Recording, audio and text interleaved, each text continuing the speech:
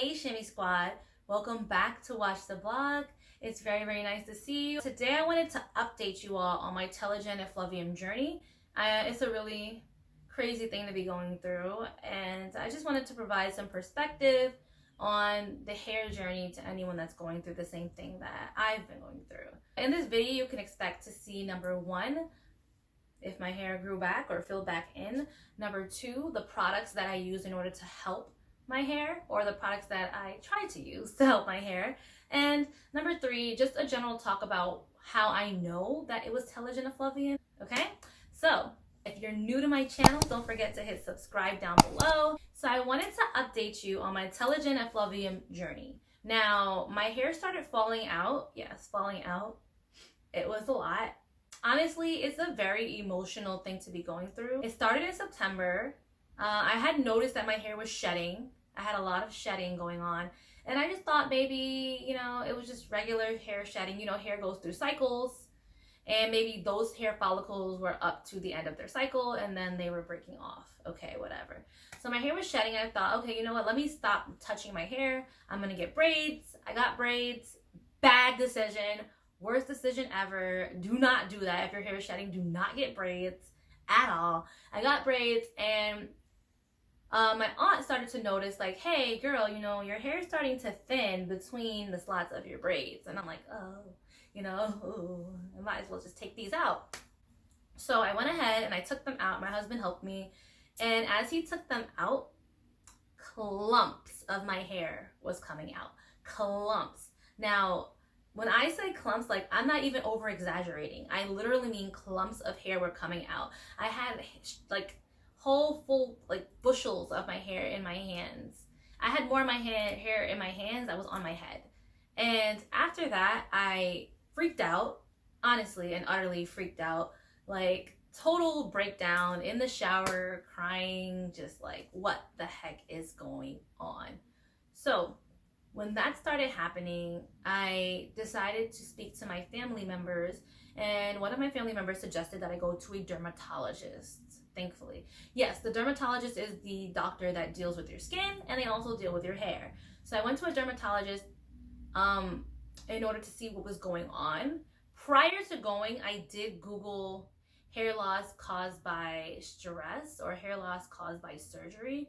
And I did see Telogen Effluvium pop up. I researched a little bit more into it and thought maybe that's what I had. So I had an idea of what I had when I went to the dermatologist. So in September is when I started to experience the hair loss. Late August/September.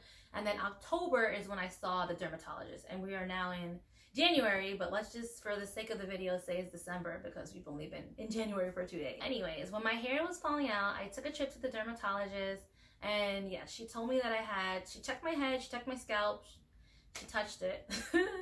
She touched it. And then she told me that I had Telogen Effluvium, and she prescribed me 2 different things and then recommended I do 2 different things. So here are the things that she recommended.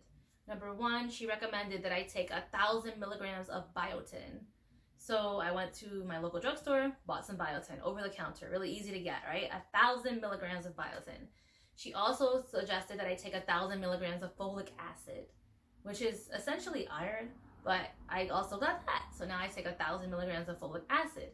She also gave me 2 products that were not over the counter. These were prescribed and I had to get them from a pharmacist. She also recommended this.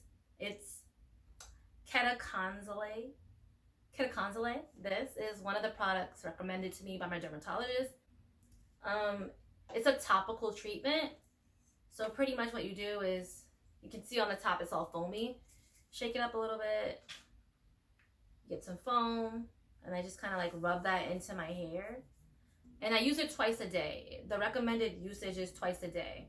And then I also have this cobetasol propionate. And this is another topical treatment that I'm supposed to put on 2 times a day. It has like this little spout. Squish it in my head. And then I just kind of like rub it around. I've also been taking Hairfinity. That's another thing. My doctor didn't recommend Hairfinity. I just went on my own, actually prior to going to the dermatologist, I got hair affinity because my family member recommended that to me and told me that it helped with her own hair growth. So then I just started taking hair affinity, and I still take the hair affinity. I take all these things now. Now, if you ask me if these products have worked, I would say yes. I think that I had to like differentiate, does it work? I think it works because my hair has filled back in, because that could just be like hair filling in because my body's no longer under stress. But the reason why I don't think that's why it is because I've also experienced hair growth in other areas. For example, the place we all know and love, my eyebrows have gotten thicker. My eyebrows got thicker. Hey, eyebrows got thicker than a Snicker. But usually my eyebrows they weren't thin, but I have very fine hair naturally. So my eyebrows were fine. They weren't as dark as they are right now. Like, I haven't done anything to my eyebrows, and you can kind of see like how dark my eyebrows are. And I think that's because when I put this stuff in my hair, I think that it will run off into my face and land on my eyebrows. Or maybe when I'm sleeping at night after I put it in, it like rubs off on my face and goes on my eyebrows, and that's what made my eyebrows grow in. I definitely think these products definitely helped. So once I realized that my hair was shedding so much, I had a lot of bald spots. I don't know about you guys, but I had a lot of bald spots all over my head, especially like here. This whole part was basically like, this entire part was bare. There was no hair over here. There was nothing. So like you can see now, like this part is filled in. Generally like all around, I'll show you guys, all around my head is filled in. Thankfully, because honestly, when I was thinking about my hair coming back, my first thought wasn't even length. Like, I'm not even like, oh, I need a big afro again, like I've always wanted. I was more so about filling in those spots that had thinned out where all the hair loss had occurred. That was my main concern. So much hair had come out, and I had like no hair here. I had like hair falling out back here, and I looked like Gollum, basically, like just to be comical about it. Like, I look like Gollum from Lord of the Rings. So the stress that my body was under during that time, along with the surgeries, is what caused my body to kind of go into shock mode and to stop the process of hair growth. So that's what led to the shedding. And my recommendation for anyone experiencing hair loss is to definitely go to your dermatologist.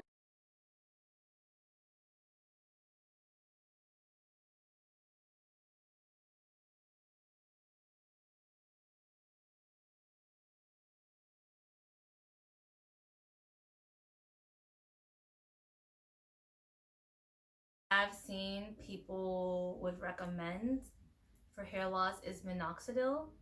However, I have seen a lot of people saying that when they stopped taking that their hair fell out again.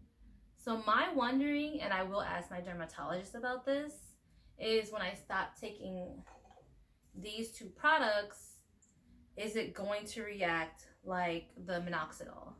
Now, I do know that these are some type of steroid for your hair, to promote hair growth, obviously.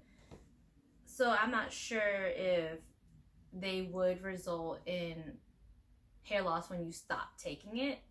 Don't know. But hopefully not. I will try to find out more about that for you guys in case you're able to get your doctors to prescribe these things to you. Anyway, if you found this video helpful, don't forget to leave a comment down below, and don't forget to subscribe to the channel. If you're gonna subscribe to somebody, why not Zoidberg? Thank you so much for watching this video, and I really wish you the best and best and best of luck on your Telogen Effluvium journey.